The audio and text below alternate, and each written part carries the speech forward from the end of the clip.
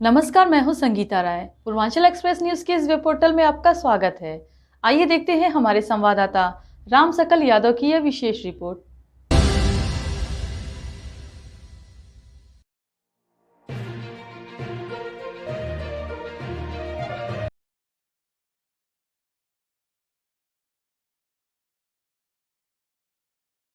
आजमगढ़ में सपा विधायक रमाकांत यादव की 23 करोड़ से अधिक की संपत्ति कुर्क होने के बाद समाजवादी पार्टी ने योगी सरकार और प्रशासन पर बड़ा हमला बोला है। रविवार को जिला कार्यालय पर आयोजित प्रेस वार्ता में सपा नेताओं ने आरोप लगाया कि प्रशासन जाति और धर्म राजनीतिक पहचान के आधार पर टारगेट कर रहा है।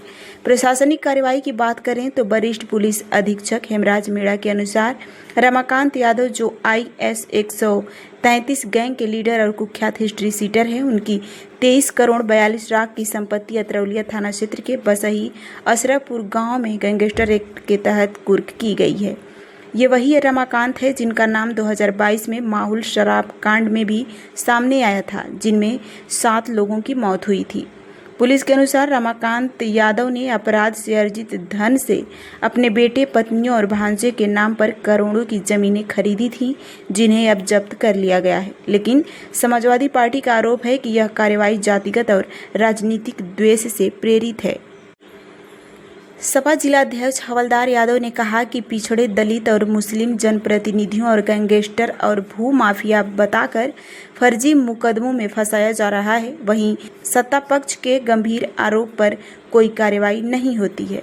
सांसद दरोगा प्रसाद सरोज ने प्रेस वार्ता में कहा कि समाजवादी पार्टी के वरिष्ठ नेता आजम खां, उनके पुत्र अब्दुल्ला खां, विधायक इरफान सोलंकी, जाहिद बेग और अब्बास अंसारी को धर्म के नाम पर टारगेट किया गया। उन्होंने यह भी कहा कि सांसद रामजी लाल सुमन, जो चमार जाति से आते हैं, उनके घर पर ठाकुर समुदाय के कुछ लोगों ने जाकर गालियां दी, तोड़फोड़ की, लेकिन प्रशासन ने आज तक कोई कार्रवाई नहीं की। पूर्व मंत्री दुर्गा प्रसाद यादव ने सवाल उठाया कि ब्रजेश सिंह, विनीत सिंह जैसे पूर्वांचल के माफिया नेताओं को सुरक्षा मिल रही है, लेकिन रमाकांत यादव को जानबूझकर जाति के आधार पर निशाना बनाया गया है। विधायक नफीस अहमद, कमलकांत राजभर और बेचई सरोज ने भी आरोप लगाया कि मुसलमान राजभर और दलित समाज पर प्रशासनिक उत्पीड़न बढ़ा है और सरकारी तंत्र पूरी तरह से पक्षपातपूर्ण हो गया है। समाजवादी पार्टी का दावा है कि अगर यही रवैया रहा तो पार्टी इसे सड़क से लेकर सदन तक चुनौती देगी। क्या कहेंगे इस प्रशासन जो कर रही है? मैं इसकी भर्त्सना करता हूँ। जितनी निंदा हो सके उतनी निंदा करता हूँ। सरकार द्वारा लगाए गए आरोप, जो आरोप लगाए हैं, निराधार है। बदले की भावना से रमाकांत के ऊपर जो कार्रवाई हो रही, केवल एक चीज़ मैं मानता हूँ, ये पॉलिटिकल सब मामला है। रमाकांत अपराधी नहीं है, रमाकांत दोषी नहीं है। रमाकांत बहुत बड़े समाजवादी सोच के हैं। हर गरीब की, हर लोगों की मदद करने वाले हैं वो। उनके अंदर जातिवाद नाम की कोई चीज़ नहीं है। क्यों? देखिए, सरकार ये है कि रमाकांत यादव को दबंग कहा गया। सच्चाई ये है कि रमाकांत यादव हर गरीब के दिल पर राज करने वाला व्यक्ति है। वो कोई गरीब हो, किसी जाति का हो, लोग कहते हैं ठाकुर, मैं बता दूं, ठाकुर, मुसलमान, यादव, पाटी, चमार, बर, निषाद, भिंड, माने चौहान, जो भी हों, गरीब कोई पहुंचेगा। मैंने देखा है, बड़ा साथ मैंने किया है, मैंने देखा है कि कितने लड़कियों की, कितने लड़कों की मदद करके पढ़ाया उसने, कुश्ती सिखाया अपने घर रख के, 50-50 भैंस बैल रख के। देखिए, जोगी खुन्नस ये है, अब आप समझ लीजिए न कि जोगी बाबा जो करें, इनको राजनीति से क्या मतलब है।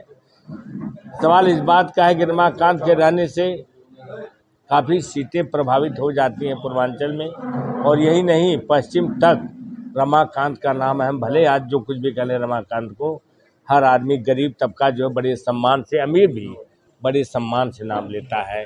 इनके रहने से हमारी पुनः ये सीटें प्रभावित होंगी। इसलिए इनका इतना उत्पीड़न कर दो, इतना कि दहशत पैदा कर दो, इतना दहशत पैदा कर दो कि जो थोड़े उभर भी रहे हैं वो दब जाएं, और कोई कारण नहीं है। केवल ये भी कहना है कि अभी तो 23 करोड़ की संपत्ति सीज हुई है, आगे और भी कार्रवाई जारी रहेगी। अरे हम कह रहे हैं कि 23 करोड़ की संपत्ति प्रशासन को चाहिए, जिलाधीश महोदय को चाहिए, चाहे मुख्यमंत्री को चाहिए कि पहले उनकी संपत्ति का ब्यौरा ले लेते, ये संपत्ति कहाँ से आई। रमाकांत यादव 4-5 बार एमएलए भी रहे हैं, और आप लोग जानते हैं 3-4 बार एमपी रहे हैं। उनका लड़का 2-2 बार एमएलए रहा है। रमाकांत भट्टा मालिक भी हैं, रमाकांत के पास विद्यालय भी हैं, रमाकांत के पास जो है कुक्कुट फार्म भी है। रमाकांत नंबर 1 के रमाकांत कॉन्ट्रैक्टर रहे हैं जनपद में, उनके लड़के कॉन्ट्रैक्टर रहे हैं, उससे उन्होंने संपत्ति। और मैं बता दूं, मैं चैलेंज के साथ कर रहा हूं, साथ के साथ देख लें, वो केवल मंगा करके देख लें रमाकांत ने ये संपत्ति कहाँ से अर्जित की है। और तो कह रहे हैं कि 1977 से अपराध जगत में थे, उसी से तो क्या अपराध, कितना मर्डर उन्होंने किया, ये भी है। मुकदमे से क्या मतलब, 100 मुकदमा मेरे ऊपर थोप दीजिए।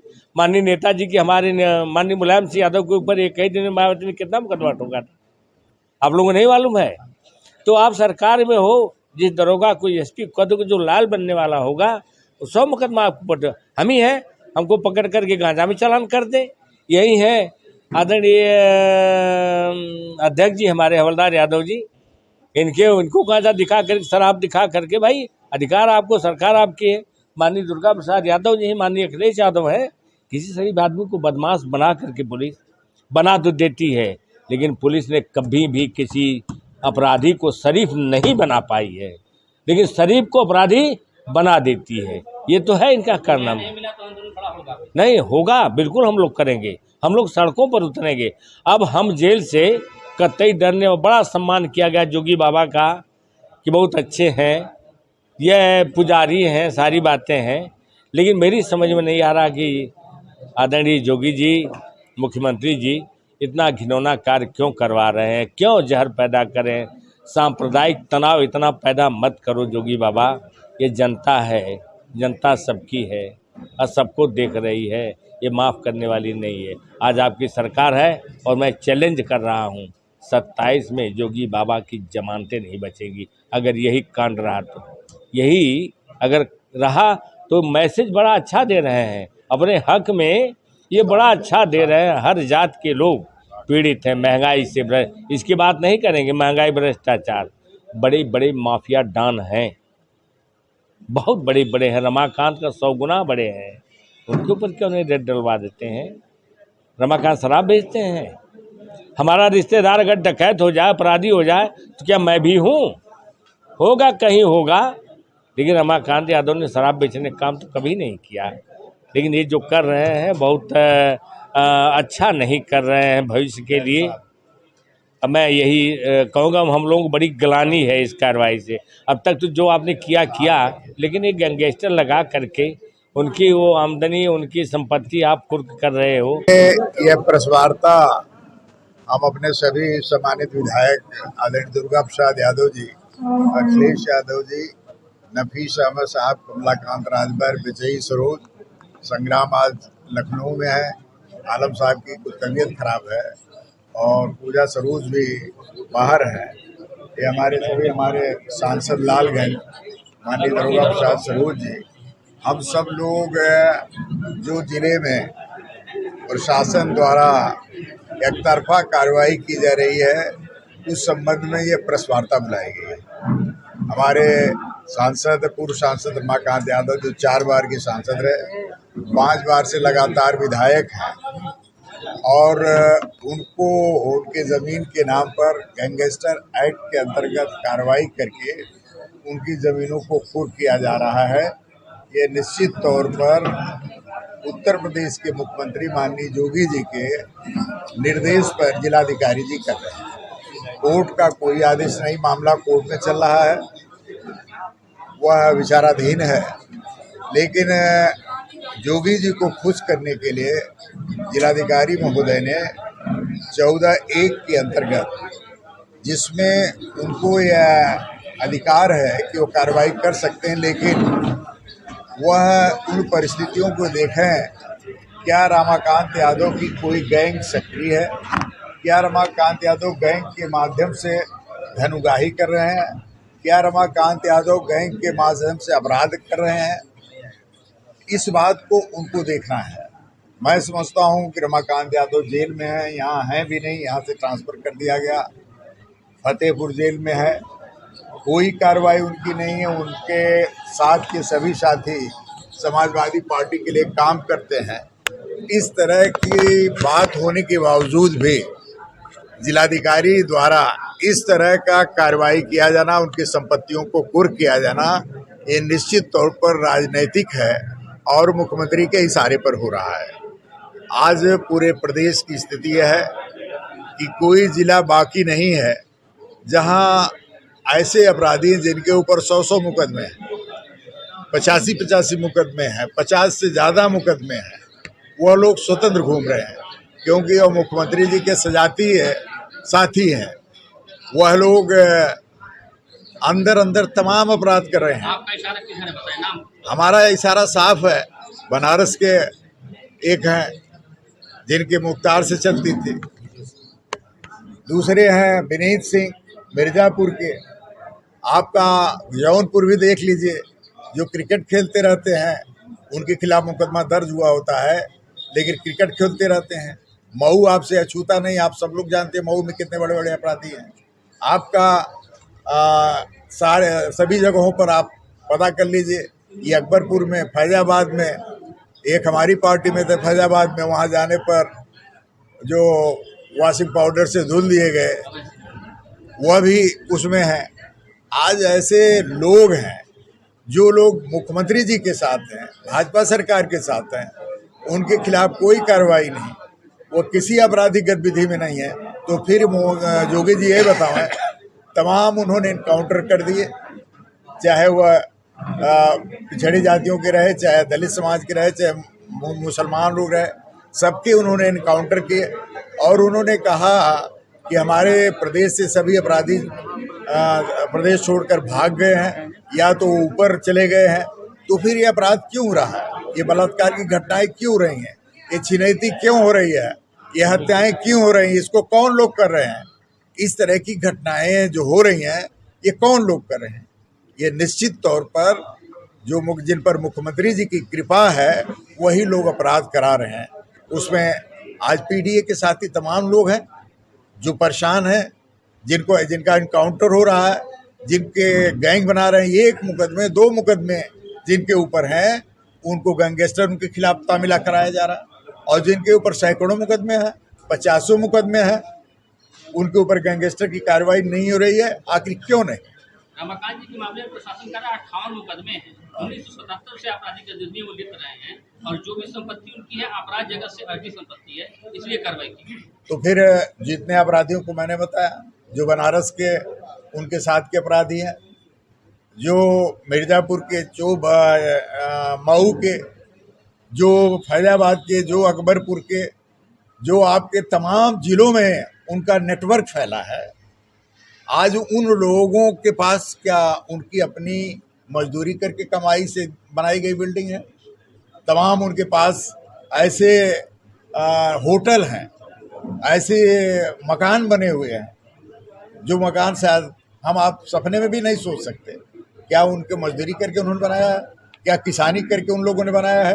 यहीं आजमगढ़ में एक व्यक्ति की माल खुला हुआ है, क्या उनकी मेहनत की कमाई का है? प्रशासन का भी कहना है कि हिंदू परिवारों का कहना है कि हम अपना कोई त्योहार नहीं मना पा रहे हैं, ना हम अपना कोई कार्यक्रम कर पा रहे हैं। 200 परिवार वहाँ मुस्लिम है, उनका आतंक है। देखिए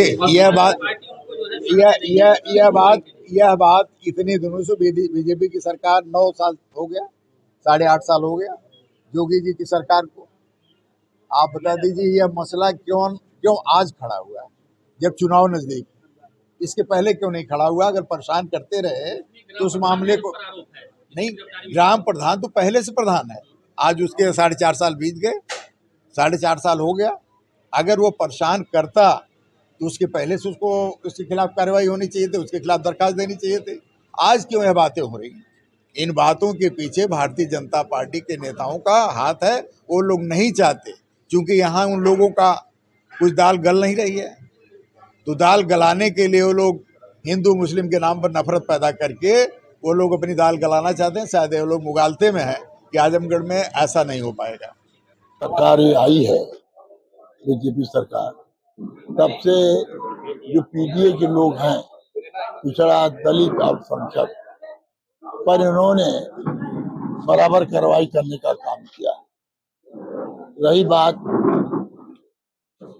हमारे फूलपुर के विधायक, सम्मानित विधायक भाई रमाकांत यादव जी, ये बताइए कि उनको 4 बार संसद जनता ने चुना, 5 बार एमएलए बने, जनता ने उन्हें सम्मान दे के चुन के भेजा है। अगर इस तरह का होते तो क्यों उनको करके भेजते? आज जो उनकी जमीन के कुर्क की बात करते हैं, हमारे अध्यक्ष जी ने, समाजवादी पार्टी के अध्यक्ष जी ने बता दिया है कि कुर्क इन्होंने तो बैनामा लिया है, सही बैनामा है, गलत नहीं है। तो इस तरह का कुर्क करने का कोई औचित्य नहीं है। मतलब आज कुल कर रहे हैं, आने वाले दिनों में ये कुछ नहीं होगा। आज तो इन्होंने पुलिस के बल पर जा करके वोट गाड़ रहे हैं। एक दिन ऐसा आएगा 27 में कि वही लोग जो गाड़े हैं वही लोग वोट को उखाड़ने का काम भी करेंगे। तो ये सब चीजें हैं। इन्होंने किया क्या है प्रदेश के अंदर? जब से सरकार आई है, बता दीजिए कोई विकास के नाम पर वोट मांगा इन्होंने? कभी नहीं। हिंदू कहीं लड़ा देंगे, कहीं मुस्लिम को लड़ाएंगे, कहीं उन धर्म की बात करेंगे, कहीं कुछ बात करेंगे। इससे देश तरक्की करने का काम नहीं करेगा। देश तरक्की करने के लिए भाईचारा बनाना पड़ेगा। देश की आजादी में सबकी भूमिका रही थी, हिंदू, मुस्लिम, सिख, ईसाई, ये सभी लोगों ने मिल करके देश को आजाद कराया, देश आजाद कराया। तो उस तरह सबको मिल के काम करना चाहिए। देश को बांट करके, जात को अलग अलग करके अगर देश को तरक्की के रास्ते पर नहीं ले जा सकते, इसलिए हम कहना चाहते हैं कि जो इस तरह का कांड हो रहा है, हम लोग समाजवादी पार्टी, आजमगढ़ की समाजवादी पार्टी को बैठने वाली नहीं है। इस तरह की और भी घटनाएं हुई दलितों के साथ, चाहे किसी के साथ, बराबर बलात्कार से लेकर के, मारपीट से लेकर के बराबर उन्हीं पर अत्याचार हुआ है। ये बता दे सरकार ने उस पर कानून व्यवस्था क्या किया, उसने कौन सी मदद कर दिया उन्हें? खाली वो गरीब आदमी है, उनको बहका करके वोट लेने का, साजिश करने का काम कर रहे हैं। आजमगढ़ की सबसे बड़ी कार्रवाई प्रशासन बता रहा है, और इतनी आनंद फानन में कार्रवाई करने को आप किस तरह से देख रहे हैं? अरे भाई, आनंद फानन में क्या उनकी सरकार है? अरे भाई, उनके साथ भी तो एमपी थे, रमाकांत यादव जी, उनके साथ भी थे, नहीं जानते हैं? आनंद फानन में कर रहे हैं। इस तरह से करके एक संदेश देना चाहते हैं कि पिछड़ी जात हमको वोट, अति पिछड़ा हमको वोट देती है, तो उनको एक संदेश देंगे। इससे उनको संदेश मिलने वाला नहीं है। आजमगढ़ की धरती ऐतिहासिक धरती है, ये सब समाजवादियों की धरती है। इसलिए हम कहना चाहते हैं कि ये गलत रवैया है कि इस तरह से करके आप आजमगढ़ की जनता का जो दिमाग को घुमा नहीं पाएंगे आप। इनकी सोच जो है आजमगढ़ की जनता का सब मिल के है, पीडीए मिल करके है। आने वाले दिनों में 2027 में देखिएगा कि उत्तर प्रदेश के 27 में जो समाजवादी पार्टी की सरकार बनेगी और उत्तर प्रदेश के मुखिया माननीय अखिलेश यादव जी होंगे। एक सांसद जी का सांसद